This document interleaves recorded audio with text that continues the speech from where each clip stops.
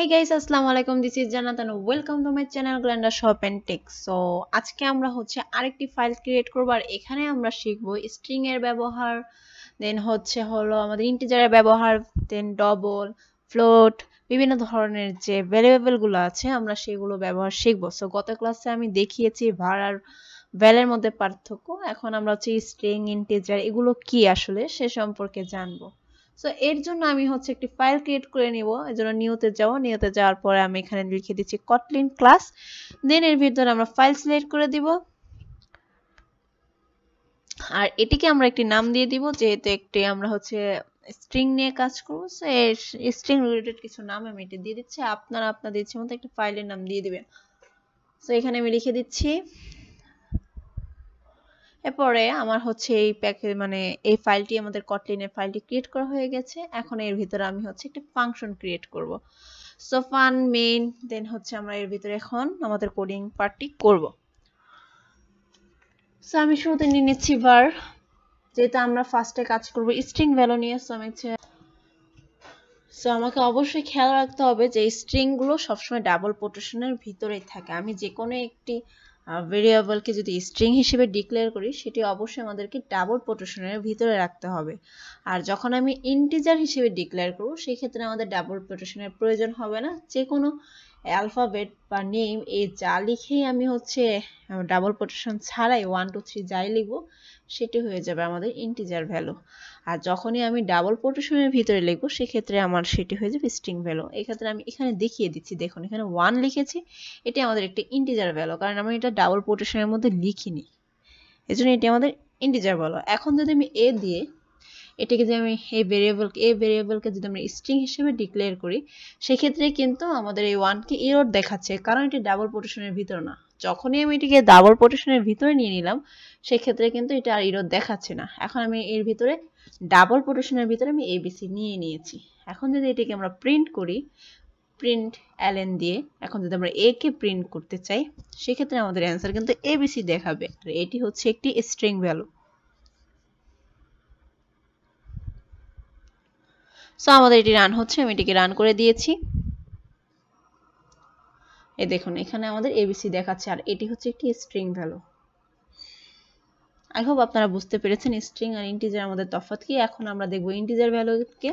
এতক্ষণ আমরা স্ট্রিং ভ্যালুটি দেখেছি, এখন আমরা ইন্টিজার ভ্যালুকে দেব। আর ইন্টিজার ভ্যালুর কারণেই ওটার মধ্যে ডাবল কোটেশন থাকবে না। 1 2 3 সিঙ্গেল যে নাম্বারগুলো আছে এগুলি একটা ইন্টিজার ভ্যালু। সো আমি এখানে বার লিখে জান্নাত, দেন 20 15 আমি যাই লিখি না কেন সেক্ষেত্রে এটি ইন্টিজার হয়ে যাবে, কারণ এটি ডাবল কোটেশনের বাহিরে। এর জন্য এগুলো আমাদের ইন্টিজার ভ্যালু। আর যখনই আমি ডাবল কোটেশনের ভিতরে লিখব তখন হয়ে যাবে এটি স্ট্রিং ভ্যালু। সো এখানে আমি জান্নাত লিখে আমি একটি স্ট্রিং ভ্যালু দিয়ে দিয়েছি, কারণ এটি ডাবল কোটেশনের আন্ডারে রয়েছে। সো এটি আমাদেরকে স্ট্রিং ভ্যালুই দেখাবে। কিন্তু যখনই আমরা ডাবল কোটেশন কেটে দিয়ে জাস্ট আমরা একটা মান লিখব, এবিসিও লিখতে পারি, 20ও লিখতে পারি, 30ও লিখতে পারি, সেক্ষেত্রে কিন্তু এটা ইন্টিজার হয়ে যাবে। সো আমি এটিকে এখন ইন্টিজার হিসেবে ডিক্লেয়ার করছি। ইন্টিজার অবশ্যই আমাদেরকে বড় হাতে দিতে হবে। সো INT দিয়ে বোঝায় ইন্টিজার। সো এখানে আমি 20 ডিক্লেয়ার করে দিচ্ছি। যখনই আমি 20 কে ডাবল কোটেশনের আন্ডারে নিয়েছি দেখুন আমাদেরকে এরর দেখাচ্ছে।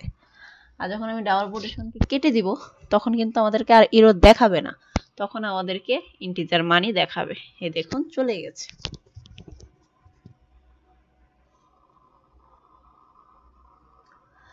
আর এখন যদি আমি দুইটি মান নিই, যদি ম্যাঙ্গোর মধ্যে আমি সাপোজ মান নিয়ে নিচ্ছি ইন্টিজার ভ্যালু 20, আর অরেঞ্জের ভিতরে যদি আমরা একটি মান নিয়ে নিই 40, সেক্ষেত্রে এটিকে আমরা যোগ বিয়োগ করতে পারি। তার আগে আমি এখানে মান নিয়ে নিচ্ছি, ম্যাঙ্গোতে দিয়ে দিচ্ছি 20 আর অরেঞ্জে আমি দিয়ে দিচ্ছি 40।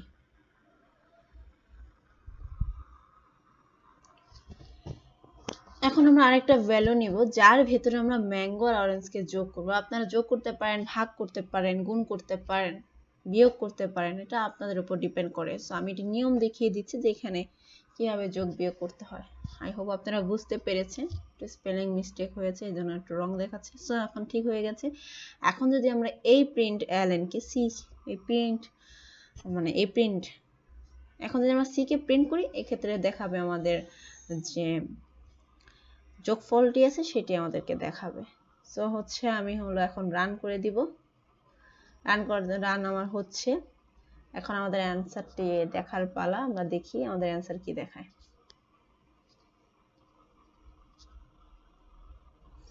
এই দেখুন আমাদের যে 40 আর 20 এর যোগফলের 60 হয় সেটি কিন্তু আমাদেরকে সরাসরি দেখিয়ে দিচ্ছে সি এর মান, কারণ সি এ আমাদেরকে বলে ডিক্লেয়ার করে দিচ্ছি আমরা যে ম্যাঙ্গো আর অরেঞ্জ মিলে সি এর মানটা দেখাবে। এজন্য ম্যাঙ্গোর মান 20 আর অরেঞ্জের মান 40, সেজন্য আমাদেরকে 60 এখানে মান দেখিয়ে দিয়েছে, অর্থাৎ এর যোগফলটি আমাদেরকে দেখিয়ে দিয়েছে। এখন যদি আমরা এখানে গুণ ভাগ বিয়োগ যাই করি না কেন আমাদের এই সি এর মধ্যে এই ফলাফলটি দেখিয়ে দেবে।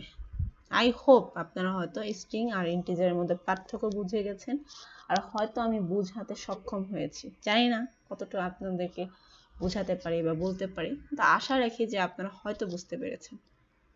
আর আমার ভিডিওটি যদি আপনাদের ভালো লেগে থাকে তাহলে অবশ্যই আমার চ্যানেলকে সাবস্ক্রাইব করতে ভুলবেন না। আমি সামনে আরো অনেক টিউটোরিয়াল আনবো, অনেক সিরিজ নিয়ে আসবো, অনেক প্রজেক্ট নিয়ে কাজ করবো। এগুলো সো আজকের ভিডিও এই পর্যন্ত। আমরা নেক্সট ভিডিওতে ডাবল দেখবো, বুলিয়ান দেখবো, চার দেখবো, দেন হচ্ছে চার মানে হচ্ছে ক্যারেক্টার। সো এই টাইপের আরো কিছু ভেরিয়েবল নিয়ে আমরা নেক্সট ক্লাস শেষ দিব।